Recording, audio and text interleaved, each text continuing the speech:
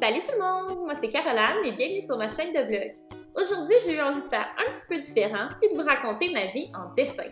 C'est parti! Tout a commencé avec mon père Benoît et ma mère Isabelle qui m'ont eu très jeune. Ils avaient 22 ans. Pourtant, j'étais loin d'être un accident.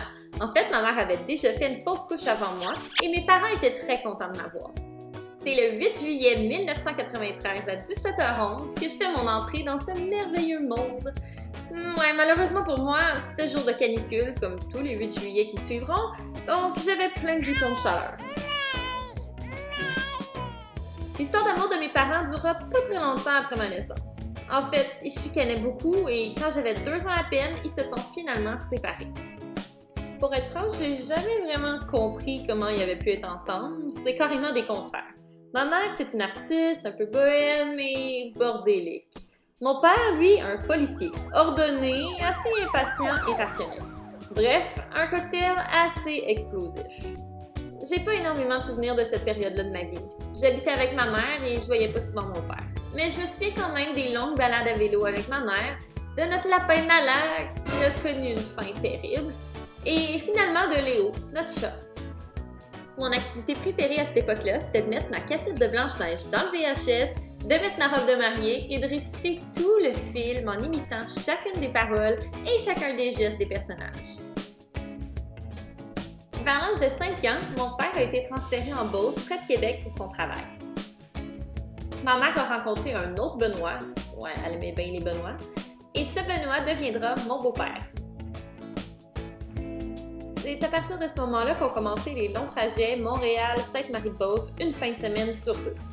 Contrairement à beaucoup d'enfants qui se seraient endormis pendant le long trajet de près de 3 heures de route, moi, je préférais chanter à petite tête les chansons préférées de La Chicane ou des colocs. Je me suis jamais vraiment plainte de la distance. Mais ce qui faisait mal à mon petit cœur d'enfant de 4-5 ans, c'est la chicane perpétuelle entre mes 2 parents quand ils m'échangeaient à la station-service de Drummondville. Ma petite vie d'enfant partagée continue à suivre son cours. Puis après 7 ans à jouer toute seule et à rêver d'une petite sœur, elle est finalement née le 14 mars 2001. Quand j'étais petite, j'avais beaucoup d'énergie. Et ma mère m'inscrit à pas mal toutes les activités possibles. Ballet de jazz, gymnastique, danse hip-hop, natation, théâtre, cirque et claquettes. À 8 ans, ma mère m'a inscrite dans les scouts et j'ai rencontré mon amie Marilyn.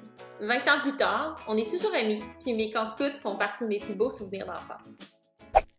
Puis quand j'ai eu 12 ans, notre vie a changé pas mal quand ma mère et Benoît se sont séparés. Je me souviens des conflits pendant lesquels je jouais avec ma petite sœur pour la distraire puis qu'elle n'ait pas trop de peine. On est déménagé en été, puis je suis rentrée au secondaire l'automne suivant. En secondaire 1, j'ai eu ma passe IMO, comme à peu près toutes les jeunes en 2005. Mais j'étais quand même pas mal IMO en dedans aussi. J'ai vécu assez difficilement la séparation de ma mère et de mon beau-père, puis je me chicanais tous les jours avec ma mère. C'était pas facile pour elle non plus, mais je le réalisais pas. Peut-être que je lui en voulais au fond. À partir de ce moment-là, notre relation, ça a été des hauts et des bas pour pas mal toute mon adolescence. Quand j'étais ado, je passais mes soirées sur MSN à chatter. J'ai eu pas mal de petits chums rencontrés sur Skyblog, puis j'ai découvert mon corps d'ado. En secondaire 3, j'ai commencé à faire de l'improvisation dans l'équipe de l'école. J'étais impliquée dans pas mal tout ce qui comportait un spectacle à la fin.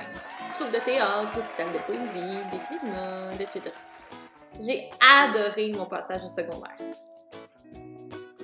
En secondaire 5, j'ai rencontré mon chum de l'époque avec qui j'ai sorti pendant 7 ans. Lorsqu'il est venu le temps de m'inscrire au cégep, j'avais aucune idée de ce que je voulais faire de ma vie. J'ai décidé de m'inscrire en arts et lettres profil théâtre parce que j'adorais le théâtre depuis ma tendre enfance. Puis 2 ans plus tard, quand il est venu le temps de m'inscrire à l'université, j'ai décidé de quitter le théâtre pour aller en enseignement. Pendant toute la durée de mon bac, je me suis demandé si j'avais pris la bonne décision de ne pas continuer en théâtre. Les autres filles du bac capotaient sur l'enseignement, puis ils lisaient des albums jeunesse dans leur temps libre. Alors que moi, je commençais une chaîne beauté sur YouTube. J'étais pas du tout certaine d'être à ma place, mais je savais pas quoi faire d'autre. J'ai décidé de continuer mes études en enseignement sans trop me poser de questions, puis ma chaîne YouTube a pas mal grossi. C'est seulement quand j'ai commencé à enseigner pour vrai, dans ma classe, à moi, que j'ai découvert une profession que j'adore. Ouf! Par contre, mon couple battait de l'aile depuis pas mal de temps. Mon ex tripait un petit peu trop aux jeux vidéo, nos ambitions se ressemblaient plus, puis ça a été le moment pour moi de tourner la page. L'année qui a suivi, j'ai eu pas mal de dates Tinder. Fallait bien que je rattrape les 7 dernières années. J'ai eu mon premier appart toute seule, je me suis retrouvée, puis j'ai décidé d'arrêter de faire des vidéos beauté sur YouTube. C'est probablement la période de ma vie où j'ai bu le plus de vin blanc et où j'ai mangé le plus de sushi. En avril 2017, mon cœur a basculé quand j'ai rencontré Sam et sa guitare. On a dansé jusqu'aux petites heures du matin, puis quelques mois plus tard, il est passé de fréquentation à chum. Sam finissait sa maîtrise puis a trouvé un emploi à Ottawa. Après seulement 6 mois de relation, on prenait la décision d'emménager ensemble à 2 heures de chez nous, à Gatineau. Ensemble, on s'est découvert une passion commune pour le voyage. On a fait 2 road trips aux États-Unis dans lesquels on a visité tout plein d'États américains. Puis on a fait notre voyage de rêve en Grèce et en Turquie. Après 2 ans à vivre en appartement, c'est en janvier 2020 qu'on a enfin acheté notre première maison. On a pris possession de notre petit nid le 8 mai et c'est ce jour-là que j'ai commencé à vlogger pour garder des souvenirs de notre petite vie à deux. 8 mois de vlog et 115 vidéos plus tard, je suis vraiment fière de voir ma communauté grandir tous les jours. Si vous avez aimé la vidéo et que vous aimez les vlogs, je vous invite vraiment à vous abonner et à aimer cette vidéo aussi. C'est tout pour ma vie en dessin, mais je sais que tout plein d'autres aventures m'attendent. Merci de me suivre au quotidien.